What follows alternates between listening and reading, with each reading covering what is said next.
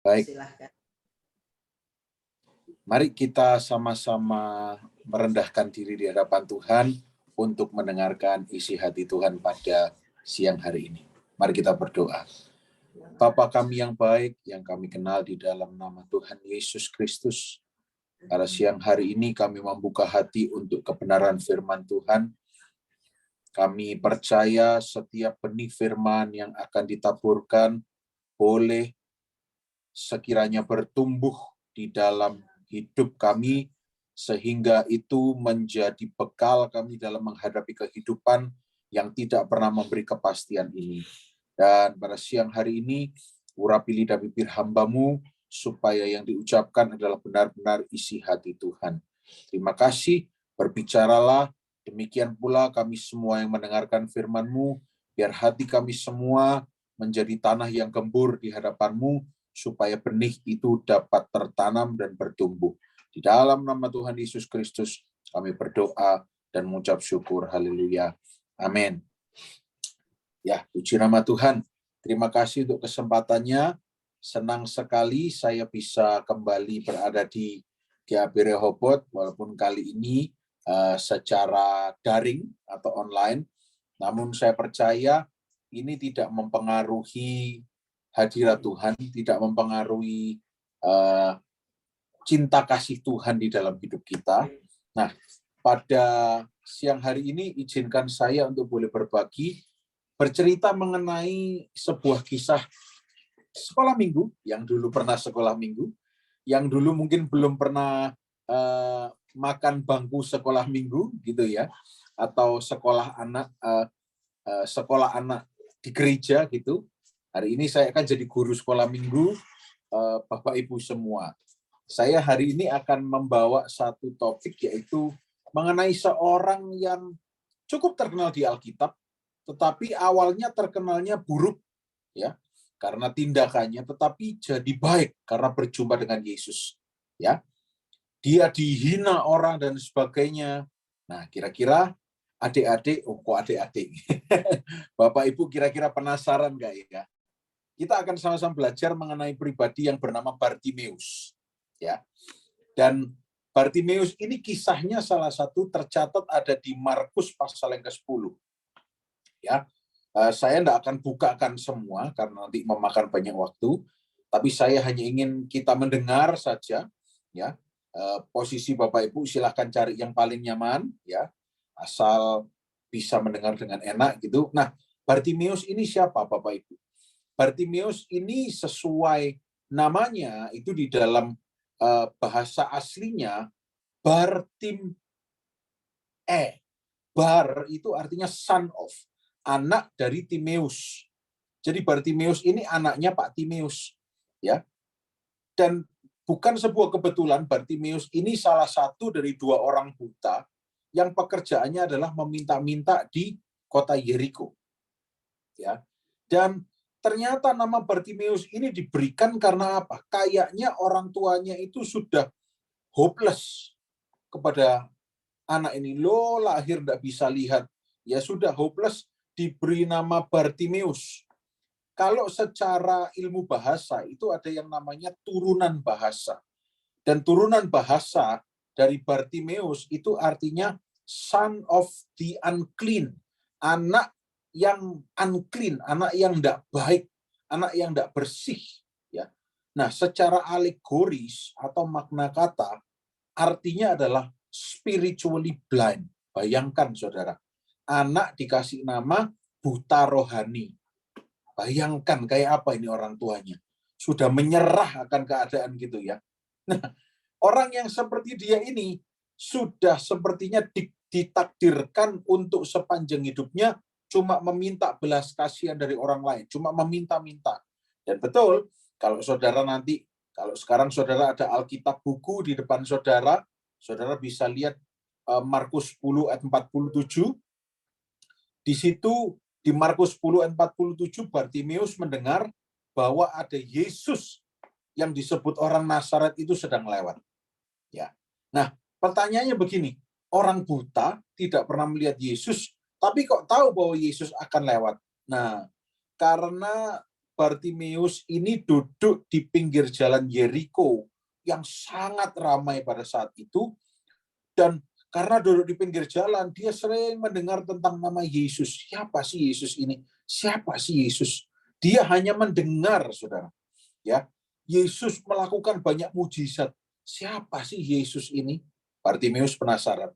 Dan kemudian di ayat 47, ternyata Yesus sendiri yang sedang lewat di sana. Dan di ayat 47, Bartimeus berteriak, "Anak Daud, kasihanilah aku, Son of David, have mercy on me." Gitu, saudara ya. Dan Bartimeus tahu, dia berteriak, berseru, karena dia biasa minta tolong. Namun kali ini sebuah perjumpaan yang tidak biasa. Karena yang lewat bukan lewat untuk memberi duit kepada Bartimeus, tetapi yang lewat itu anak raja, Yesus sendiri. Maka dia berteriak, "Son of David, have mercy on me." Anak Daud, kasihanilah aku. Bartimeus tahu, saudara, kalau dia butuh pertolongan.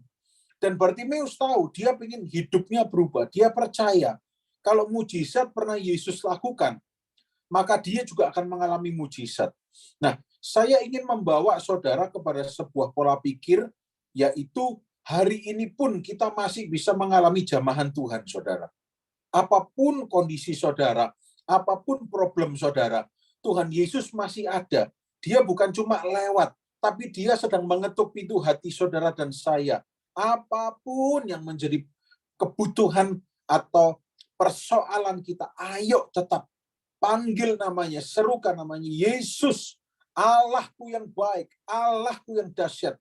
Aku percaya akan ada pertolongan Tuhan. Saudara, by the way, kalau saudara sering mendengar ada pendeta-pendeta yang ngomong, doa jangan minta mujizat, minta mujizat.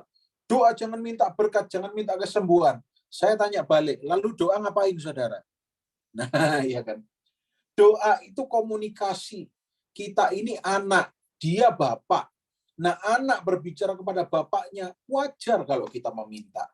Ya, kita minta, Tuhan, aku minta supaya sepanjang hari ini aku sehat, aku diberkati untuk menjadi berkat. Lu wajar. Ya, kita jangan dibutakan. Berdoa itu boleh meminta kepada Tuhan. Komunikasi kepada Tuhan. Nah, saya lanjutkan. Bartimeus yang buta ini di ayat 47, dia berteriak, "Anak Daud, tolong aku." Namun saudara tahu di ayat 48, saking ramainya Yeriko, di ayat 48 dituliskan di situ bahwa banyak orang yang nyuruh dia untuk diam. Diam kamu. Kamu ngeramen-ngerameni, itu bahasa Surabayanya ya. Kamu bikin gaduh aja, diam. Kamu buta, kamu enggak usah. Diam kamu. Mundur-mundur. Tapi Bartimeus tetap berkata, "Anak Daud, kasihanilah aku. Anak Daud, kasihanilah aku." Dia terus berteriak. Bartimeus memang, saudara, tidak pernah melihat Yesus itu seperti apa. Ini perhatikan dengan baik. Tetapi Bartimeus mendengar dan tahu bahwa setiap kali Yesus hadir, separah apapun kondisinya, pasti ada mujizat terjadi. Bartimeus dengar sendiri, kalau ada Yesus, pasti ada mujizat terjadi. Ya, mari saudara, dengan mic yang di-mute, nggak usah di-unmute, tirukan apa yang saya katakan. Kalau ada Yesus,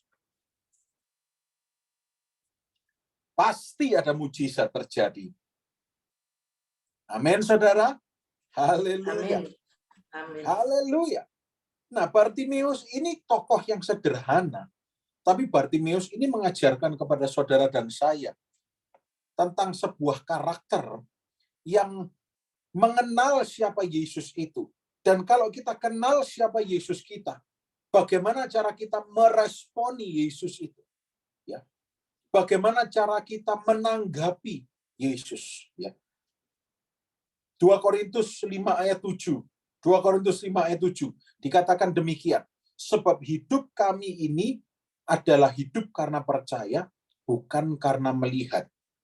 Di dalam bahasa Inggrisnya dituliskan begini, "For we live not by sight, ya, but by faith." Nah, saudara bisa lihat di layar.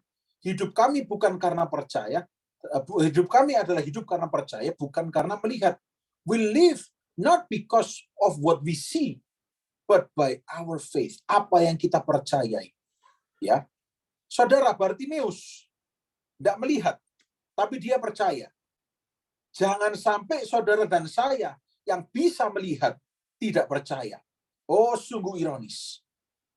Mungkin saat ini secara fisik kita bisa melihat, tapi mungkin secara jiwa atau secara spirit kita sedang dibutakan oleh masalah, kita sedang dibutakan oleh keadaan, kita sedang dibutakan, digelapkan oleh amarah, atau mungkin kita sedang dibutakan oleh pandemi. Oh, tetap katakan dalam nama Yesus, aku percaya pertolonganmu pasti terjadi.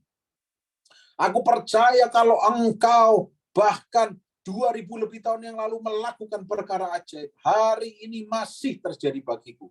Saudara, kalau saya boleh sedikit bersaksi, saudara, di Gereja Allah Bait Mojokerto beberapa minggu yang lalu, ada seorang yang bersaksi bahwa kakaknya yang belum percaya Tuhan, namun karena orang ini, adiknya itu percaya Tuhan, adiknya terus bilang, Kak, percaya Tuhan, Tuhan pasti sembuhkan. Tuhan pasti sembuhkan. Dan adiknya ini pergi ke gereja beribadah. Dia berdoa dan tiba-tiba, saya ceritakan kondisinya saja, kakaknya ini mengalami kondisi kanker hati yang sudah tidak pakai stadium. Karena sudah terminal. Hidupnya dokter bilang cuma 3 bulan lagi. Ya. Pembengkakan di levernya itu sudah 16 cm bengkaknya. Dokter sudah katakan tidak ada harapan, dan dokter katakan simptommu itu cuma muntah darah, dan betul, pulang dari dokter cuma muntah darah terus. Kalau mau ketawa, kalau mau batuk, enggak bisa, harus muntah-muntah lagi. Pokoknya intinya sudah no hope at all, enggak ada pengharapan. Apalagi belum percaya Tuhan. Tapi si adiknya ini setia, dan dia beribadah. Dan ketika beribadah, si adiknya ini tiba-tiba di akhir ibadah, hampir doa berkat, si adiknya ini mendapat penglihatan.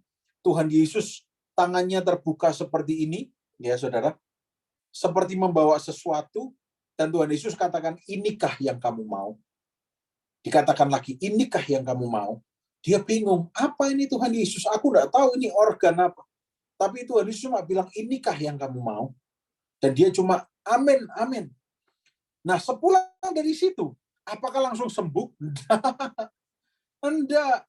Kalau orang yang imannya kecil, saudara akan berkata, Allah, berarti penglihatan tadi itu sia-sia, enggak ada gunanya. Tapi waktu mulai berjalan, akhirnya kakaknya ini harus dibawa ke rumah sakit ya untuk tindakan selanjutnya. Saking parahnya karena muntah terus harus dibius supaya enggak muntah-muntah. Siang masuk Premier, saudara, rumah sakit Premier di Surabaya, dan ketika masuk sudah dibius, coba untuk saya tidak tahu itu di CT scan kalau nggak salah, dicek bagaimana kondisinya. Waktu pun berjalan, baru bisa di CT scan sekitar jam 2 siang, dan akhirnya sore hari keluar dan malam hari dokternya ketuk-ketuk pintu kamarnya, ya, tok tok tok tok tok tok tok tok, sambil dokternya itu seperti nadanya panik. Aduh, Pak, Ibu, Bapak, Ibu. Terus dibuka pintunya. Iya, dokter. Kenapa? Bapak, Ibu. Apa ini datanya, Bapak, Ibu? Apa ini, Bapak, Ibu?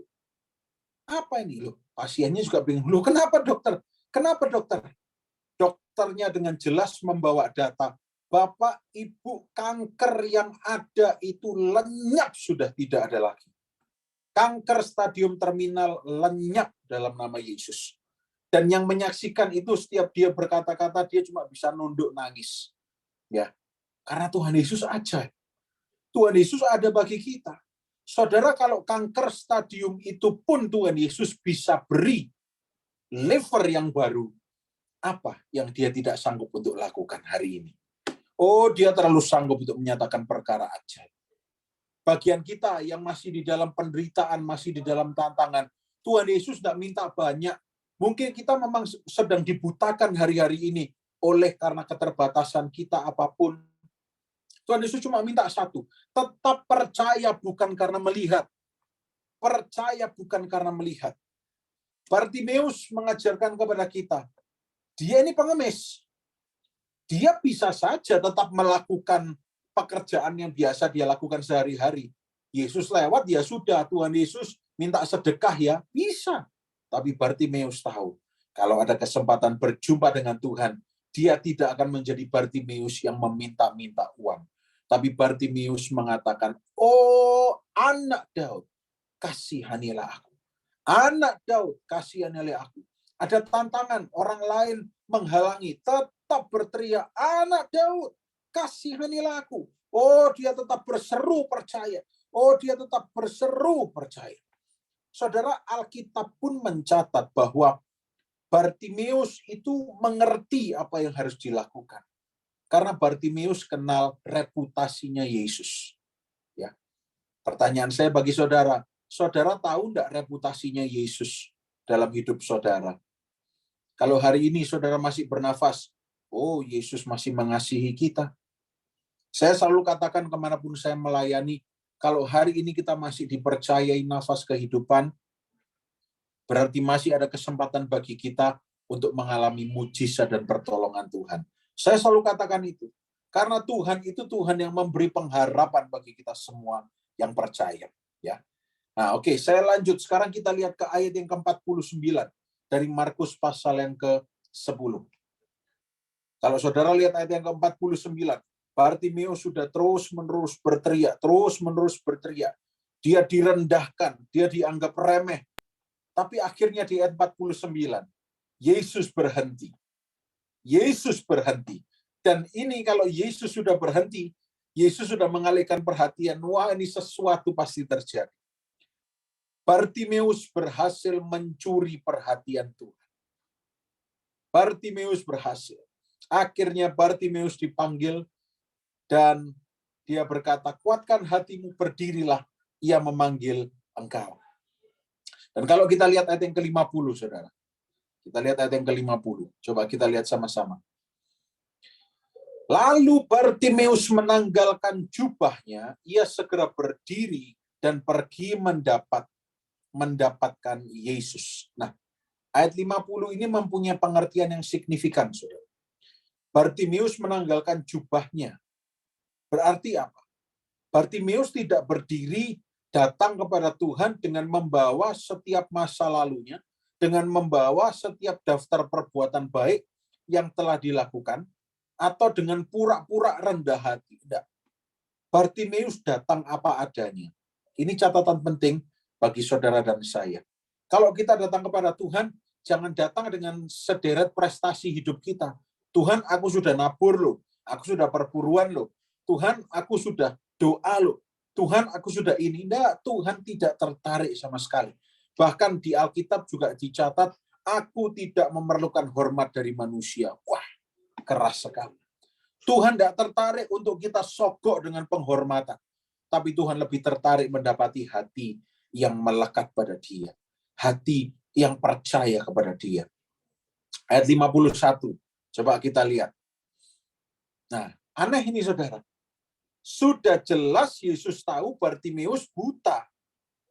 Bartimeus bukan menderita yang lain. Sudah jelas tidak bisa lihat. Tapi kalau Yesus tanya, apa yang kau kehendaki supaya aku perbuat bagimu? Jawab orang buta itu, Rabuni, guru kami, gitu ya. Aku ini pengen melihat Rabuni. Aku ini pengen melihat. Nah, saudara, kira-kira Yesus tidak bisa lihat ya. Kalau Bartimeus ini buta, kok tanya lagi? Kenapa kira-kira, saudara? Nah, saya ingin berbagi pada saudara bahwa Yesus itu tahu kondisi Bartimeus. Tapi Yesus menghendaki permintaan yang spesifik dari Bartimeus. Kadang-kadang, saudara, kalau kita berdoa, Tuhan inginkan kita berdoa secara spesifik. Ya. Dan bukan hanya itu, bukan hanya doa yang spesifik, tapi Tuhan juga mengharapkan sebuah ekspresi dari iman percaya yang sejati. Percaya, Tuhan, aku mau melihat. Sudah, sampai di situ saja. Tuhan, aku mau melihat. Bartimeus cuma bilang itu. Bartimeus tidak bilang, Tuhan, aku pengen kaya, pengen beli helikopter, pengen beli kripto, pengen beli NFT. Tuhan, aku pengen ini. Enggak, Bartimeus cuma bilang, Tuhan, aku mau melihat. Karena aku tidak pernah melihat, belum pernah melihat. Dan ketika Tuhan mendengar itu, apa yang Yesus jawab? Ayat 52, coba saudara lihat. Lalu kata Yesus kepadanya, Yesus tidak bilang yang aneh-aneh. Yesus tidak bilang, oke, tak turuti. Enggak. Coba saudara yang tetap mute ya, coba saudara ucapkan ini dengan mulut yang bergerak. Baca ayat ini bersama-sama. 1, 2, 3. Lalu kata Yesus kepadanya, pergilah, imanmu telah menyelamatkan engkau. Pada saat itu juga melihatlah ia. Lalu ia mengikut Yesus dalam perjalanannya. Amin. Bartimeus buta. Dia ditanya oleh Yesus, kamu pengen apa? Pengen melihat. Dan jawaban Yesus apa? Ya sudah melihatlah. Enggak. Yesus cuma berkata, oke, pergi karena imanmu sudah menyelamatkan. Siang hari ini, biar dari kisah sekolah minggu ini kita belajar. Biar kita didapati punya iman. Iman itu kita hidup bukan karena melihat. Sebab kalau kita hidup karena melihat, isinya hanya kecewa, dan kecewa. Kalau hidup kita karena melihat, isinya hanya marah, emosi, tidak puas. Melihat orang lain, kok lebih dari aku. Melihat masa lalu, kok suram. Melihat masa depan, kok lebih suram lagi. Tapi kita hanya diminta untuk belajar pada siang hari ini, bahwa hidup kita bukan karena melihat, tetapi karena percaya. Dalam bahasa aslinya, ayat 52 tadi berkata begini, saudara. Pergilah, sebab imanmu telah membuatmu utuh kembali. Oh, luar biasa. Jadi Bartimeus selama ini tuh hidupnya tidak utuh. Tapi karena dia punya iman. Dan iman itu yang membuat dia utuh kembali. Siang hari ini, apakah saudara punya iman di dalam Tuhan? Kalau saudara punya iman percaya dalam Tuhan, apa yang sedang tidak utuh, terlalu mudah bagi Tuhan untuk membuatnya utuh kembali. Terlalu mudah, terlalu mudah. Kalau hati lever yang baru Tuhan beri, dan masih banyak kesaksian yang lain, tidak ada yang terlalu sulit bagi Tuhan, saudara. Kalau hari ini kondisi saudara sedang baik-baik saja, puji Tuhan. Tapi itu bukan merupakan sebuah alasan untuk kurang percaya kepada Tuhan. Kalau hari ini hidup saudara baik-baik saja, ucapkan syukur, berterima kasih. Terima kasih bahwa aku baik-baik saja. Lah Pak, kalau saya sedang tidak baik-baik saja gimana? Oh bagus. Loh kok bagus Pak? Iya, karena bagi Tuhan itu merupakan kesempatan untuk menyatakan mujizatnya dalam hidup kita. Yang percaya katakan amin, saudara. Amin. Amin, Pak. Haleluya. Iman kita pada Tuhan, iman saudara pada Tuhan, dengarkan ini baik-baik, akan selalu mencuri perhatian Tuhan.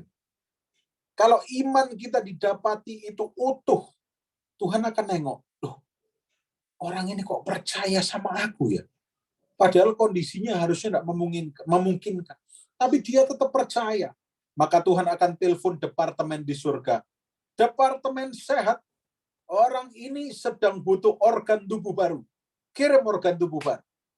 Departemen sehat, orang ini sedang mengalami masalah keuangan. Ayo, kirim berkat Tuhan untuk bisa jadi berkat bagi orang lain. Tidak ada yang mustahil bagi Tuhan kita. Tidak ada yang mustahil. Nah, sebagai penutup, saudara, apa yang bisa kita pelajari dari Bartimeus ini? Ya, apa yang bisa kita petik dari kisah ini? Yang pertama, be humble, rendah hati. Bartimeus sadar bahwa dia orang buta, dan pada saat itu kalau orang maaf ada kecacatan, itu nilainya itu tidak seperti manusia utuh. Bartimeus harusnya tidak layak mendapatkan mercy dari Tuhan. Jadi Bartimeus tidak pernah memikirkan tentang gelarnya, tidak pernah memikirkan tentang kemampuannya. Dia tidak pernah bilang, Tuhan aku ini setia meminta-minta loh. Paling tidak akan ada kesetiaan dalam hidupku. Tuhan aku ini orangnya tidak pernah berbuat jahat. Enggak. Bartimeus datang dengan sepenuh hati, rendah hati kepada Tuhan. Bartimeus sadar dia tidak pantas kok dapat itu. Ya. 2 Tawarikh 7 ayat 14. Coba kita lihat. 2 Tawarikh pasal 7 ayat yang ke-14. Ini dicatat di firman Tuhan. Coba kita lihat sama-sama. Saya akan bacakan. Ya.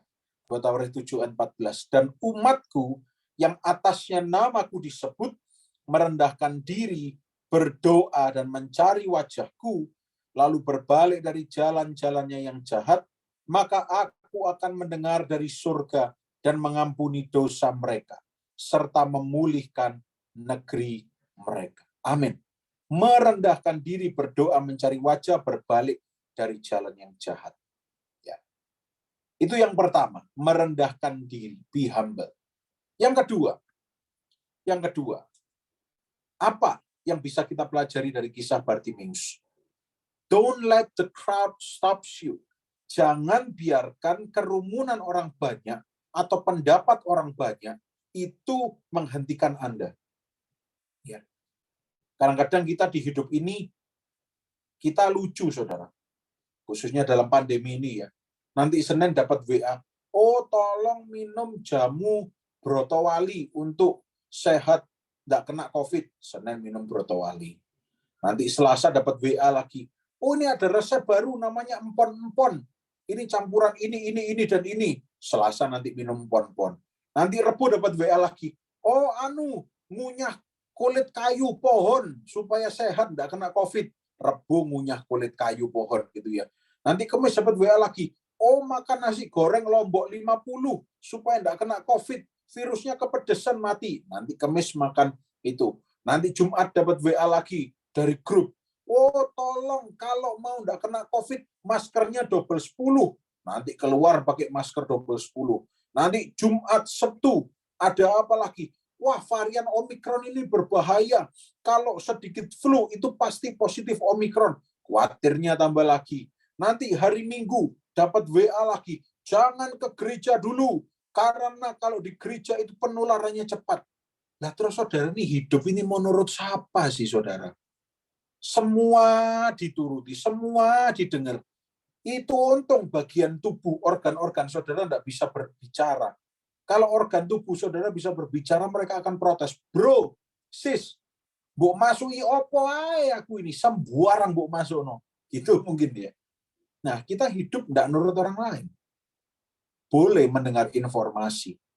Tapi yang utama adalah jangan biarkan kerumunan orang itu menghentikan saudara. Kalau hari-hari ini banyak pendapat orang yang membuat saudara berhenti berharap.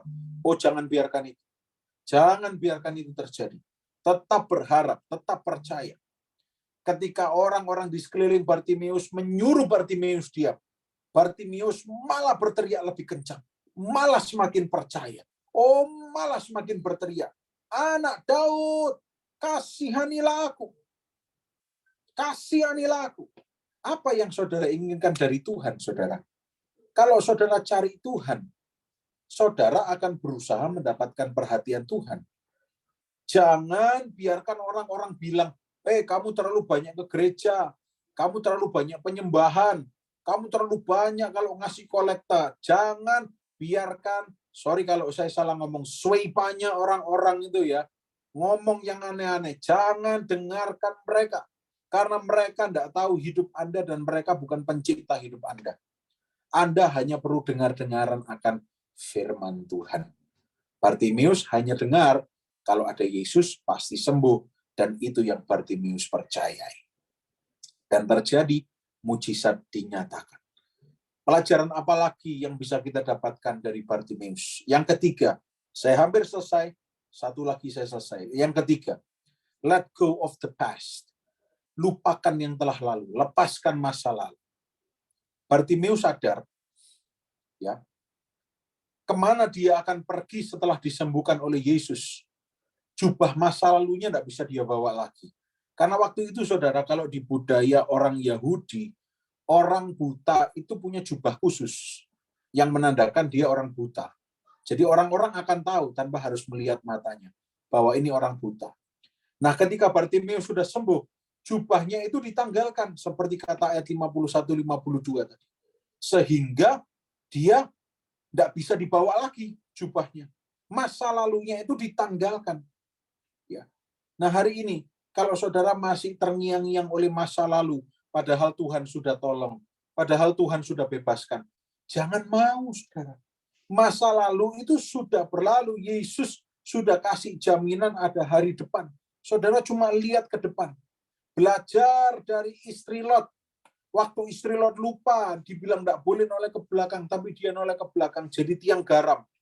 Nah, jangan sampai nanti di Rehobot ada tiang merica, ada tiang kapulaga, ada tiang macam-macam.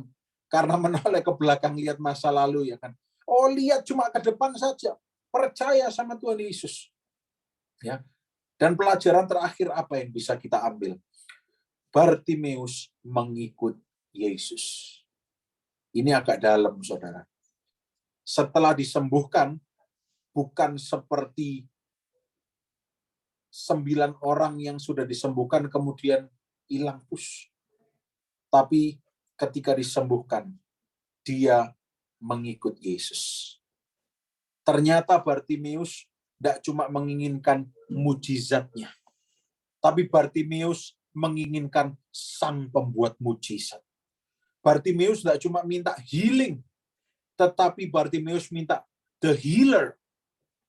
Bartimeus tidak minta the blessings, tapi Bartimeus minta the blesser, pemberkat pribadi Yesus.